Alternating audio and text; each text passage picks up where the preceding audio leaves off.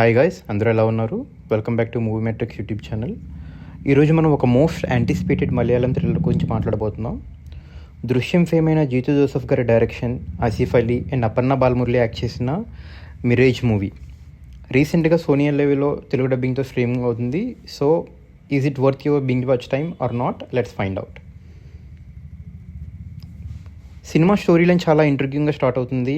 అభిరామి లైఫ్లో తన ఫియాన్సీ కిరణ్ సడన్గా మిస్ అవుతాడు. ట్రైన్ యాక్సిడెంట్లో చనిపోతాడని ప్రిజ్యూమ్ చేస్తారు. కానీ కిరణ్ డెత్ వెనకాల ఏదో ఒక పెద్ద సీక్రెట్ క్వశ్చన్ మార్క్ ఉందని చెప్పి అభిరామికి తెలుస్తుంది.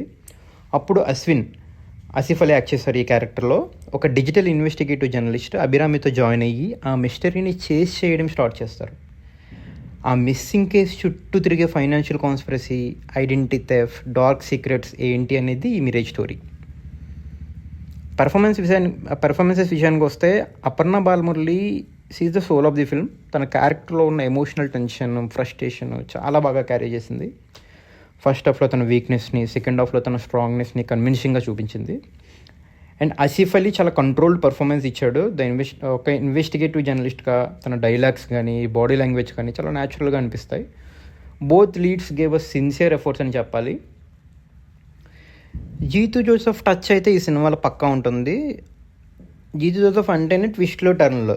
ఈ సినిమాలో కూడా అవి చాలా ఉన్నాయి. కానీ దృశ్యం రేంజ్లో ఉంటుందా అంటే అంత ఎలివేషన్ లేదనే చెప్పాలి.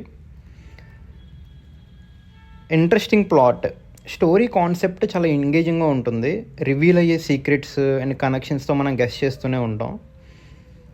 ఇంకా టెక్నికల్ వాల్యూస్ విషయానికి వస్తే సినిమాటోగ్రఫీ చాలా క్లీన్గా, సస్పెన్స్ఫుల్గా మెయింటైన్ చేసింది. అండ్ క్లైమాక్స్ ముందు వచ్చే ఒక బిగ్ రివీల్ ఉంటుంది ట్విస్ట్లో.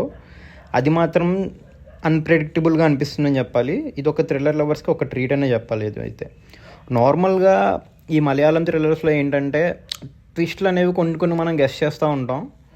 కానీ ఈ సినిమాలో కొన్ని ట్విస్ట్లు మనం గెస్ చేసినప్పటికీ కూడా లాస్ట్ ఫైనల్ రివీల్ ఏదైతే ఉంటుందో అది మనకి నిజంగా ఒక కైండ్ ఆఫ్ షాకింగ్గానే ఉంటుంది.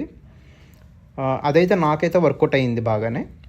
ఇంకా ఈ సినిమాకి ఏం వర్కౌట్ అవ్వలేదు అంటే పేసింగ్. సినిమా కొంచెం స్లోగా స్టార్ట్ అవుద్ది. ఫస్ట్ హాఫ్ మొత్తం సెటప్ చేయడానికి ఎక్కువ టైం తీసేసుకున్నారు. ఇంకా ఇది జీతు జోసెఫ్ సినిమాల్లో చిన్న మైనస్ పాయింట్ అదేంటంటే ఓవర్ ఎక్స్ప్లెనేషన్. కొన్ని చోట్ల సీన్స్ కంటే డైలాగ్స్ ఎక్కువ ఎక్స్ప్లెనేషన్స్ చేస్తాయి అన్నమాట. ఇది కొన్నిసార్లు బోరింగ్గా అనిపిస్తుంది. అంటే కూర్చోబెట్టి ఇలా జరిగింది అని చెప్తారు. దృశ్యం సినిమాలో ఒక్కసారి ఫైనల్ రివీల్ చేసేసరికి ఆ మొత్తం మనం రీకలెక్ట్ చేసుకుంటూ ఒక సీన్ టు సీన్ ఎక్స్ప్లెనేషన్ ఇచ్చుకుంటూ స్క్రీన్ మీద పడుతూ ఉంటుంది. సో ఆ ఇంపాక్ట్ అనేది వేరే లెవెల్. ఈ సినిమాలో అలాంటివి లేవు. ఎక్కువ డైలాగ్స్తోనే ఎక్స్ప్లెనేషన్ ఇస్తారు.